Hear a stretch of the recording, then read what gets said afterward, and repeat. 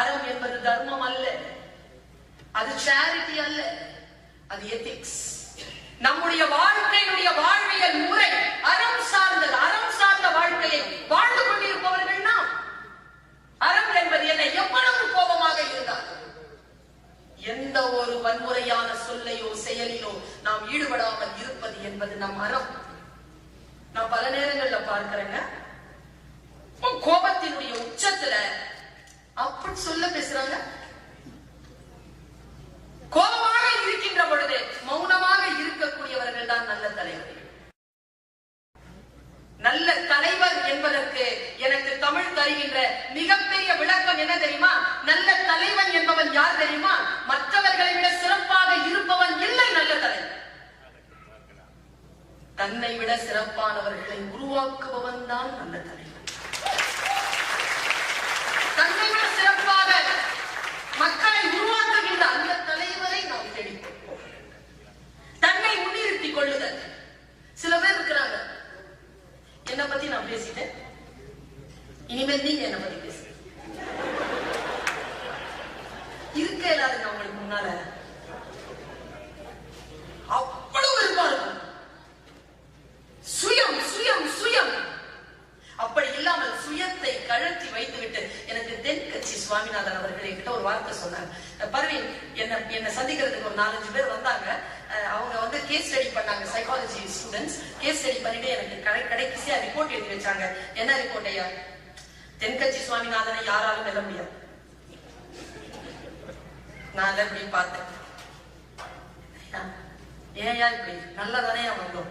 ஏன் உண்மைதான் பர்வீன், என்னை யாராலையும் ஜெயிக்க முடியாதான் அவன் சொல்றான்.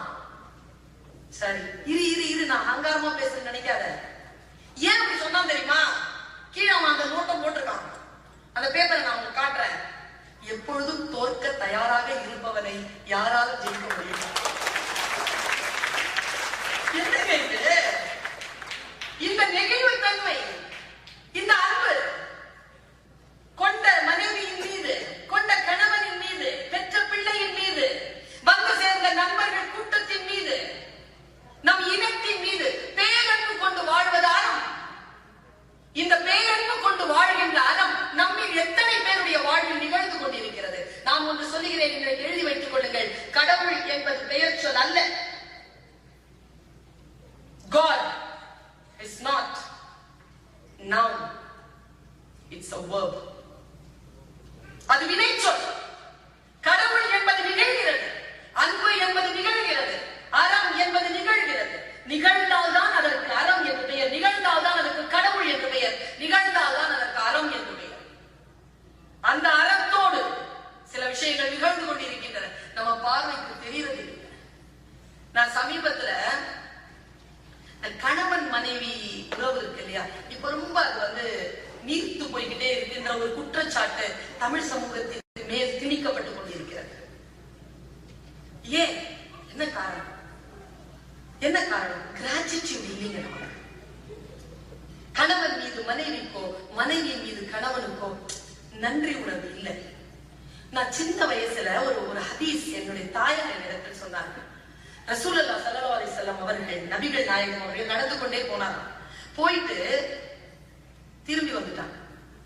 அவர் போனது ஒரு மன்னரை, இடுகாடு.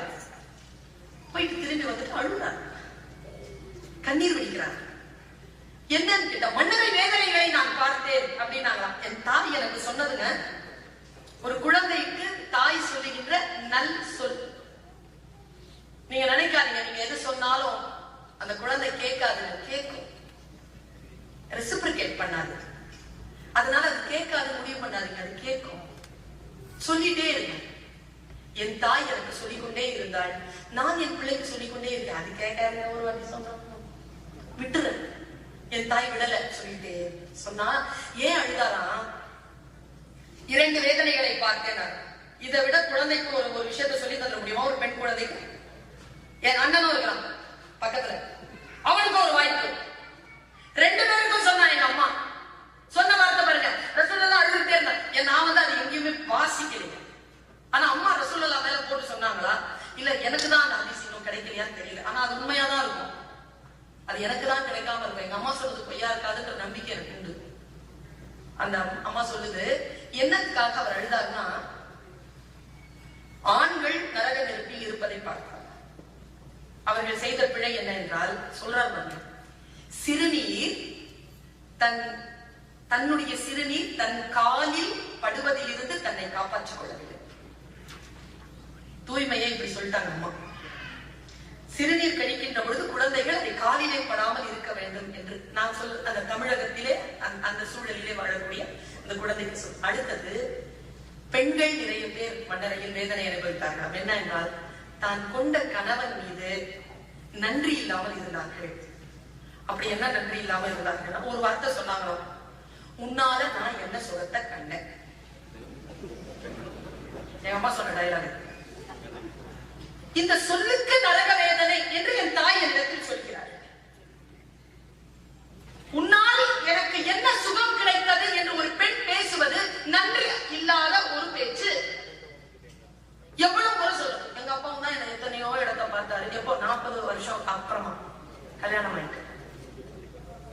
அங்கெல்லாம் பண்ணியிருந்தேன்னா இன்னைக்கு இந்த மாதிரி நான் சீரழிஞ்சிருப்பேனா? நன்றி உணர்தல் ஒரு பெண்ணுக்கு இருக்க வேண்டும். அதே உணர்வு ஒரு ஆணுக்கு இருக்க வேண்டும். எனக்கு தெரிஞ்சு நன்றி உணர்வு எல்லா ஆண்களுக்கும் above 60 வந்துருதுங்க. அது எங்க இருந்தா ஒழிஞ்சிட்டு இருக்கோ வந்து சேர்ந்துருது. அது ஒரு 30 வயசுல வந்தா என்ன, ஒரு 35 வயசுல வந்தா என்ன, வேற வழியே இல்லாத போது வந்து இருக்குமா? அவதாங்க என்ன பார்த்துக்கிட்டா, அவதாங்க என் பிள்ளைகளை வளர்த்தா, அவ இல்லன்னா நான் இல்லைங்க. அந்த வினாடியில் நீ அதை சொன்னாயா? நிகழ்ந்து கொண்டே இருக்கின்ற ஒன்று சொன்னாயா? எங்க ஒரு பொண்ணு என்ன நாங்க விடுறாளா? தன் அடையாளம், தன் உணவு,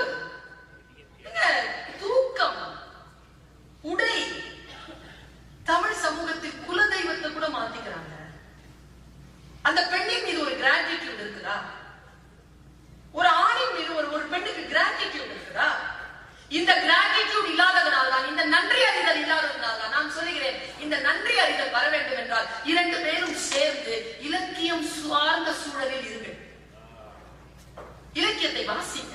நான் ஒரு இலக்கியத்தை சொல்றேன். நீங்க கார் ஓட்டிட்டு போகும்போதே கனவு கண்டுகிட்டே போங்க, இந்த மாதிரி ஒரு பொண்ணு நம்ம வாழ்க்கையில கிடைச்சிருந்தா நாம எவ்வளவு சந்தோஷமா இருப்போம் அப்படின்னு. அவள் உங்கள் பக்கத்தில் தான் இருக்கிறார். முதலில் நீங்கள் அதை நம்ப வேண்டும்.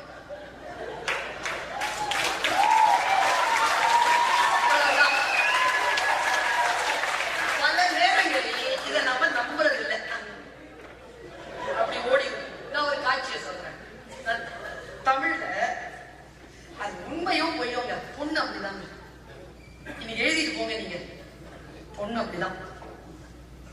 தாலின்னு ஒண்ணு இருக்குல்ல, அதுக்காக 1000 தொப்புள் கொடி அப்படி அறுத்து போட்டுருவோம். அதுலதான் நிப்பா. அந்த நிக்கிற அந்த உள் ஆத்மா இருக்குல்ல, அந்த ஆத்மாவை எந்த ஒரு ஆண் கண்டுகொள்கிறாரோ 2 பேருடைய வாழ்க்கை அவ்வளவு இனிமையாகவும் அவ்வளவு ஆசீர்வதிக்கப்பட்டதாகவும் இருக்கிறது. அதை உணர்ந்து கொள்வதில்லை. எல்லாம் கால் சரிக்கு விழுந்ததுக்கு அப்புறமா, இடுப்பு ஒழிஞ்சதுக்கு அப்புறமா, பிபி ஹை ஆனதுக்கு அப்புறமா, சுகர் கம்ப்ளைண்ட் வந்ததுக்கு அப்புறமா, கிட்னி போனதுக்கு அப்புறமா, மூச்சு பிரச்சனை வந்ததுக்கு அப்புறமா, வயிற்று குடல் பிரச்சனை வந்ததுக்கு அப்புறமா, கை கால்லாம் முடங்கி போனதுக்கு அப்புறமா, எழுந்திரிச்சு போய் தண்ணி குடிக்க முடியாதுங்கிறதுக்கு அப்புறமா வருது. வந்தோம். நான் ஒரு காட்சியை சொல்றேன். ஒரு சின்ன மாற்றம் நிகழணும் இல்லையா? அதனால சொல்றேன். ஒரு போர்க்களம். இந்த போர்க்களத்துக்கு கூட கொண்டாடிய கூட்டிட்டு போனவங்க உண்டா நம்ம ஊர்ல? உங்களுக்கு தெரியுமா? தாஜ்மஹால் கட்டின ஷாஜஹான் மும்தாஸை கூட்டிட்டு போவாராம். ராமனுடைய தகப்பன் தசரதன் அவர் கைகேயியை கூட்டிட்டு போவாராம். இந்த ஆளும் அப்படி ஒரு ஆளு. கலிங்கத்து வரையில ஜெயங்கொண்டார் எழுதுறாரு. போறாங்க, களமாடுறான். கணவன் களமாடுறத பாக்குறான். தூரத்துல இருந்து பார்த்துட்டே இருக்கான். அவன் களமாடுற பயங்கரமா களமாடிட்டு இருக்கும் போது அவன் யாரையோ ஒரு வீரனை வெட்டி சாய்க்கின்ற அந்த நேரத்துல ஒரு வேல் வந்து அவன் மேல பாஞ்சிருக்கு.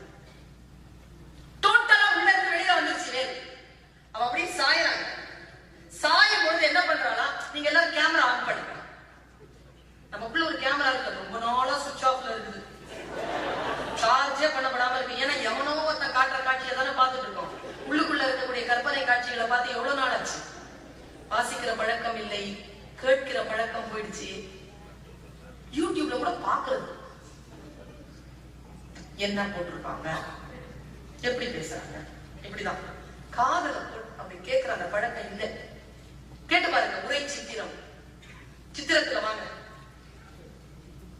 அவன் சாயிரான், இவன் ஓடி போய் தான் உடம்ப அப்படி சதுக்கி போய் அவனை தாங்கிட்டான், தாங்கிட்டு செத்துட்டான், அவனுக்கு மேல செத்துட்டான். இவ்வளவுதாங்க காட்சி. ஜெயம் கொண்டார் எழுதுறாரு, தன் கணவன் உடலை மண் மகள் தழுவாள் முன் தன் உடலால் தாங்குவாளை காண்மின் காண்மின். மண்ணு நகர ஒரு பொண்ணு தானே, தன் புருஷனை ஒரு பொண்ணு தன் கண் முன்னால தழுவ முடியாது, அதனால தன் உடலால் தாங்குவாளை காண்மின் காண்மின். பின்னாட்டு மகளிர் தன் கொழுநன் உயிரை புணரா முன்னம் ஆவி ஒக்க விடுவாளை காண்மின் காண்மின். செத்துட்டாங்கன்னா வீர மரணம் அடைஞ்சாங்கன்னா அங்கதான் தேவதைகள் வந்து அவங்களை கல்யாணம் பண்ணிப்பாங்க. அவன் வீர மரணம் அடைகிறான். ஏதேனும் ஒரு தேவதை வந்து தன்னுடைய கணவனுடைய உயிரோடு சேர்ந்துவிடக் கூடாது என்பதற்காக தன்னுடைய ஆவியை தன் கணவனுக்கு முன்னால விட்டுட்டு அங்க போய் நிறுத்தாங்க. இப்படி எழுதுறாங்க ஜெயகொண்டான். அவ வேற யாரும் இல்ல, உங்க லெப்ட் சைட்லயோ இல்ல ரைட் சைட்லயோ நீங்க தாலி கட்டிக்கிட்டு உட்காந்துருக்கான். அடையாளம் காண வேண்டும். நான் குவைத் நினைக்கிறேன், மனசுல தோணுச்சு, அதை சொன்னேன். நான் பார்த்த காட்சி இது சொல்லணும் தோணுது, அதனால சொல்றேன். இந்த சமயம் இவ்வளவு அற்புதமானது தெரியுமா? எங்க இஸ்லாத்துல ரசூலுல்லாஹ் வந்த போது தன் மலையிலிருந்து திரும்பும் போது உடம்பெல்லாம் நடுங்கிட்டு இருந்த அந்த அம்மாவை, அந்த ஐயா உடம்பு நடுங்கிட்டு வர, என்னை கடவுள் தேர்ந்தெடுத்து விட்டான் ரசூலுல்லாஹ்னு சொல்றாங்க. கதீஜா அவரை விட மூத்தவர், அவங்க மனைவி என்ன பார்த்து சொன்னாங்க தெரியுமா? நான் நம்புகிறேன், முஸ்லிம்களினுடைய 5 கடமைகளில் முதல் கடமை ஈமான், நம்பிக்கை. அப்படி என்றால் இஸ்லாத்தை முதலில் ஏற்றவள் ஒரு பெண்தான். அவள் நம்பினாள், ஒரு கணவனுடைய மனைவியாக நம்பிய. நான் ஒன்று சொல்றேன், உங்க மனைவிமார்களுக்கு சொல்கிறேன், உங்கள் கணவனை நீங்கள் நம்புகிறீர்கள் என்று மட்டும் அவர்களுக்கு நீங்கள் தெரியப்படுத்திவிடுங்கள். உங்களை துன்புறுத்துவதில் இருந்து அவர் உங்களை விடுவிப்பார். மற்றதெல்லாம் அவ்வளவு பாதிக்கப்பட்டிருக்காங்க. அவங்கள நம்ம நம்புறது இல்லை அப்படி இருக்காங்க. இன்னில இருந்து அந்த முடிவை கொஞ்சம். இந்த கல்கத்தா காரி பத்தி நான் பேசினேன், பேச்ச கேட்டிருக்கீங்களா? நான் கல்கத்தா போயிருந்தேன். அப்ப வந்து இந்த விவேகானந்தருடைய குரு ராமகிருஷ்ண பரமஹம்சர் அவர் மேல எனக்கு கொஞ்சம் ஆர்வம் உண்டு. அவர் வணங்கிய காளிய போய் நான் பார்க்கணும்னு நினைச்சேன். என்னதான் இருக்குது அதுல, போய் பார்க்கலான்ட்டு வணங்க போகவில்லை, பார்த்து மரியாதையாக பார்க்க போயிட்டே இருக்கிறேன். திடீர்னு என் மனசுல ஒரு எண்ணம், இவ்வளவு கோபமா இருக்கிற பெண் கிட்ட எப்படி யாரும் வேண்டுதல் கேட்க முடியும்? அவ கடத்தா கண்ணெல்லாம் அப்படி தாழ்ந்துட்டு நாக்க வெளியில போட்டு அப்படி இருக்கிறான். நம்ம வீட்டுல அந்த மாதிரி அம்மா இருந்துச்சுன்னா ஒரு வார்த்தை பேசுவோம் இல்ல, பேச மாட்டாங்க. சாப்பாடு என்ன கேட்டுருங்க பாப்போம், விஷம் வச்சிருக்கிறேன், நீங்க என்ன சொல்லணும்? சாப்பிட்டு படுத்துருப்போம், நான் வரதுக்கு லேட் ஆகும் சொல்லணும். வேற வாய்ப்பு இல்லை. கோபமா இருக்கிற பெண்ணுங்க என்ன இவ்வளவு, என்ன கான்செப்ட் இது தெரியல. காளி கான்செப்ட், ஐ காளி என்ன கான்செப்ட்? ஏன் தெரியுமா காளி இப்படி கோபமா இருக்கும்? ஏதோ ஒண்ணு அலர்ஜி ஆனா ஹேன்னு கீழே இறங்காம கோபம் அப்படி ஏறி நிக்கிற பொம்பளைங்களே எனக்கு பிடிக்கும். அது ஏறி நிக்கிறது கோபமா. அப்புறமா அதனுடைய ரகசியத்தை சொன்னாங்க, அது காலில் யாரையோ போட்டு மிதிச்சுக்கிட்டு. கோபத்துலதான் மிதிக்குதா அப்படின்னு கேட்டா, ஆமாமா கோபத்துலதான் மிதிச்சுனா. ஆனா அந்த ஜெஸ்டர் இருக்குல்ல, அது கோபமான ஜெஸ்டர் இல்லையா, கோபம் தனிக்க ஜெஸ்டராங்க. காளிங்கிறது யாரையோ போட்டு மிதிச்சதுனால கோபம் போயிருக்கு அந்த அம்மாக்கு. இதான் பாயிண்ட். ஒரு அம்மாவுடைய கோபம் போகணும்னா